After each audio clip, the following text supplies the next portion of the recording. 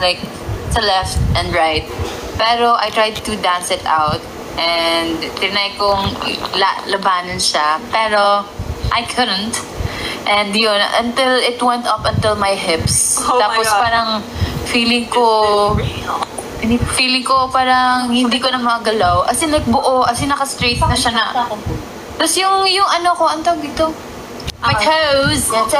Naka-side na siya na ganun. As in like, ito yung sobrang nag-ano yung muscle. Oo, tapos hindi mo, ganun na siya. Ganun siya. Hindi mo siya magalaw. Oo.